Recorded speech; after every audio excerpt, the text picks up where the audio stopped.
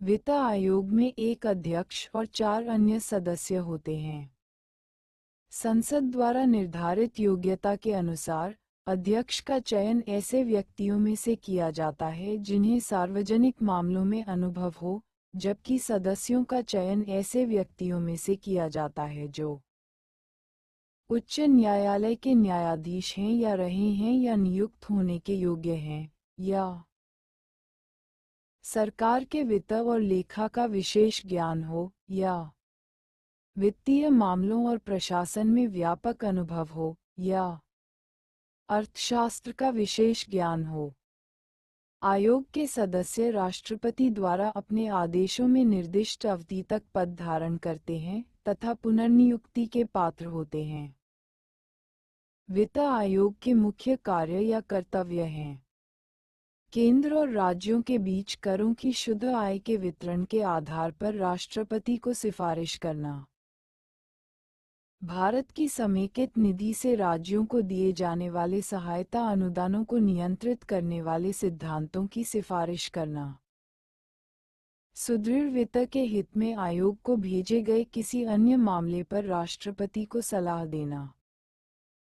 Jute उत्पादों पर निर्यात शुल्क प्रणाली के निर्धारण के बदले असम, बिहार, उड़ीसा और पश्चिम बंगाल राज्यों को भुगतान की जाने वाली राशि का सुझाव देना।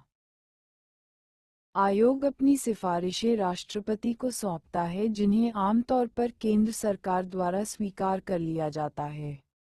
आयोग की सिफारिशें 5 साल की अवधि के लिए लागू होती हैं। वित्त आयोग में एक अध्यक्ष और 4 अन्य सदस्य होते हैं। संसद द्वारा निर्धारित योग्यता के अनुसार अध्यक्ष का चयन ऐसे व्यक्तियों में से किया जाता है जिन्हें सार्वजनिक मामलों में अनुभव हो, जबकि सदस्यों का चयन ऐसे व्यक्तियों में से किया जाता है जो उच्च न्यायालय के न्यायाधीश हैं या रहे हैं या नियुक्त होने के योग्य हैं, या सरकार के वित्त और लेखा का विशेष ज्ञान हो, या वित्तीय मामलों और प्रशासन में व्यापक अनुभव हो, या अर्थशास्त्र का विशेष ज्ञान हो। आयोग के सदस्य राष्ट्रपति द्वारा अपने आदेशों में निर्दिष्ट अवधि तक पद धारण करते हैं तथा पुनर्नियुक्ति के पात्र होते हैं। वित्त आयोग के मुख्य कार्य या कर्तव्य हैं: